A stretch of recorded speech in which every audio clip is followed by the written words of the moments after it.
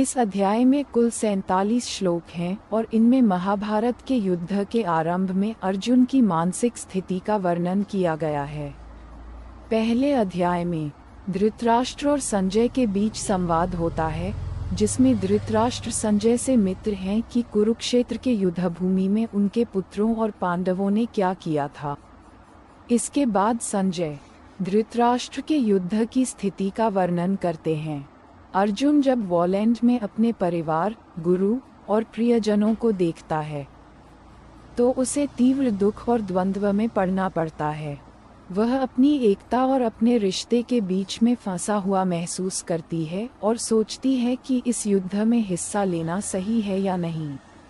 अर्जुन अपने प्रियजनों के साथ युद्ध करने के विचार से निर्वासित हो जाते हैं और वह अपने धनुर्धर को युद्ध से मुक्त नहीं करने का निर्णय लेते हैं। इस अध्याय का मुख्य उद्देश्य अर्जुन की मानसिक स्थिति और उसके उल्टे प्लेटलेट को प्रस्तुत करना है, जो आगे के अध्यायों में भगवान कृष्ण द्वारा अर्जुन को दिए गए उपदेशों का आधार बनता है। पक्षी का चित्रण करने के लिए हमें उसकी शारीरिक संरचना, उसके पंखों की बनावट, उसकी उड़ान का तरीका और यहाँ तक कि उसके चेहरे के भावों का भी ध्यान रखना पड़ता है। तारांकन शारीरिक संरचना, एनाटॉमी। तारांकन जब हम किसी पक्षी का चित्र बनाते हैं तो सबसे पहले हमें उसकी शारीरिक संरचना को समझना आवश्यक है। पक्षियों का शरीर मुख्यतः 3 भागों में विभाजित होता है: सिर, धड़ और पूंछ। पक्षी का सिर छोटा और गोलाकार होता है, जिसमें छोटी छोटी आँखें और एक चोंच होती है। चोंच का आकार और प्रकार उस पक्षी की भोजन की आदतों पर निर्भर करता है। उदाहरण के लिए, शिकार करने वाले पक्षियों की चोंच नुकीली और तेज होती है, जबकि बीज खाने वाले पक्षियों की चोंच छोटी और मोटी होती है। तारांकन पंखों की बनावट, फेदर टेक्सचर। तारांकन पक्षियों के पंख उनकी सबसे विशेष पहचान होते हैं। पंखों की बनावट और उनके पैटर्न को चित्रित करना चुनौतीपूर्ण हो सकता है, क्योंकि प्रत्येक पंख की दिशा और उसकी संरचना को सही ढंग से दिखाना आवश्यक होता है।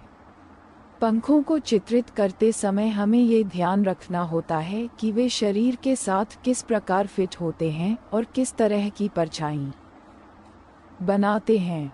पंखों की विभिन्न परतों और उनके हल्के गहरे रंगों का सही मिश्रण चित्र में गहराई और यथार्थवाद लाता है।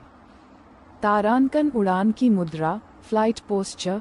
तारांकन एक पक्षी की उड़ान मुद्रा को चित्रित करना बेहद रोमांचक होता है। उड़ते हुए पक्षी के चित्रण में हमें पंखों के फैलाव और उसकी दिशा पर विशेष ध्यान देना होता है। पंखों का फैलाव और उनकी स्थिति उस समय की गति और दिशा को दर्शाती है।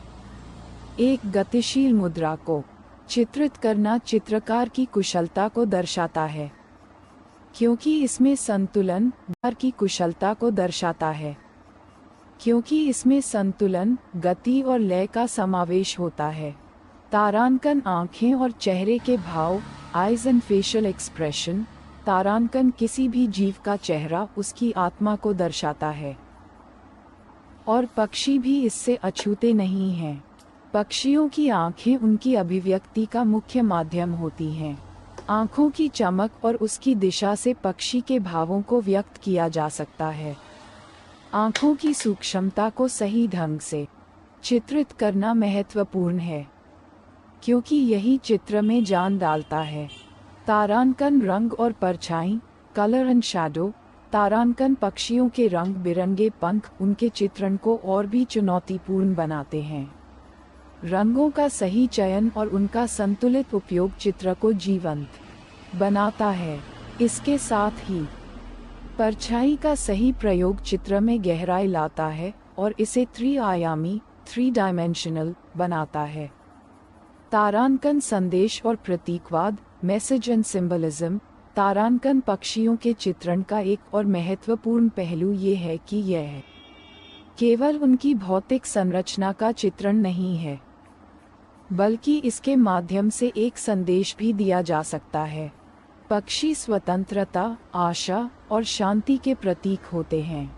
एक चित्रकार अपने चित्र के माध्यम से इन भावनाओं को भी प्रकट कर सकता है।